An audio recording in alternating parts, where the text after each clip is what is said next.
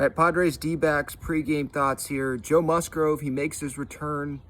I'm excited to see him finally make his regular season debut tonight.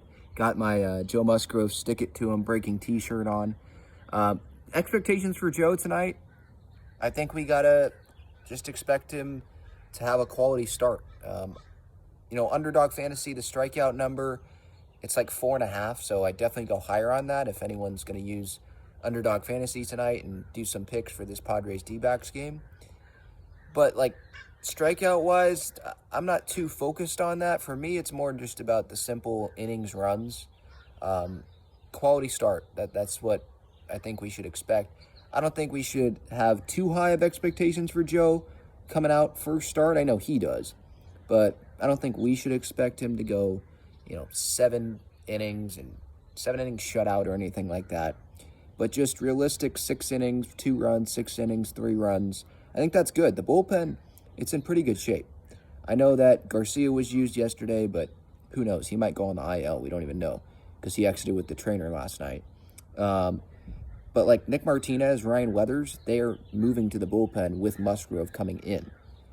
And that was predicted. I'm not surprised by that. They're moving to the bullpen. So that strengthens the bullpen. Martinez, we saw how good he could be at times last year in the pen. Ryan Weathers has been really good this year. I think he's pleasantly surprised a lot of Padres fans, and Martinez was great his last outing. So maybe it's a situation where one of those guys just comes in and finishes the game or goes 2-3 innings, and then Hader comes in and gets the save. But Tim Hill should be good. The bullpen, I think it's in a good spot, especially when they're adding a couple guys. And then lineup-wise, Manny, he is not in the lineup, dealing with some back issues. Tightness, I believe, is just what it is. And playing on that turf in Arizona, that's not the best when you have tightness. And you're an everyday player like Manny. It's not like you're DHing. So, getting him an off day, it's good for his body, but it's also just good because maybe for his mind. He really has struggled the last, I think, this season. You look at the OPS. I put out a post on Twitter earlier today. He's 8th in OPS entering tonight on the Padres, in terms, comparing him against, other Padres regular starters. So I don't have Tatis in there. I don't have, who else? Azokar in there. Azokar is not a regular starter anymore, and Tatis hasn't played enough games for me to really put his OPS up there with everyone else. But the other starters that have played a good amount of games, he's 8th. That's not what Manny Machado should be doing. So he's clearly hurt. He usually doesn't mention it to the media, but he mentioned it, I guess, last night after the game, according to Kevin Acee. He did not participate in the Thursday pregame stuff on the field, BP, just wanting to stay off the turf as much as possible. So who knows if this turns into 2 days off, because there's the off day on Monday. So if the Padres want to, they could have Manny just have 3 straight days off, and then he'd be definitely ready to go for the Cubs series. Or they have him take today off. They have him take a half day off tomorrow if they want to have Manny DH. And then you have the off day Monday. Because, look, regular season, it's a long season, obviously. So I think the Padres, they need to have the long view in mind with Manny. You want him healthy for the whole year. You don't want him pushing it, right?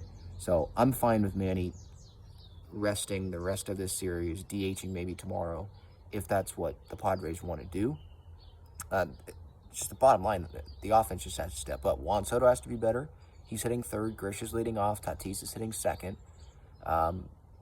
Grish, I like him letting off when Manny's not in the lineup, or one of those big 3 there at the top. I know Bogarts is in there as the big 4, but he usually hits cleanup.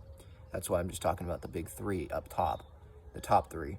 If one of them's not in there, then yeah, I'm good with Grisham leading off, him attacking, and then have Tatis come in right after that.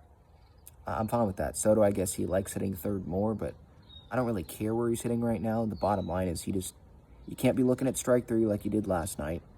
And let's hope that there's some more line drives in Soto's bat, and he's not, he just keeps rolling over on balls. That's just not who Juan Soto usually is. So we'll see. I feel like I say this every day. We'll see if he turns it around today.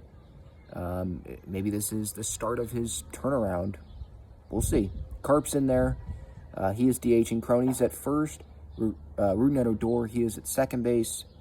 So, yeah, that's the way it is today.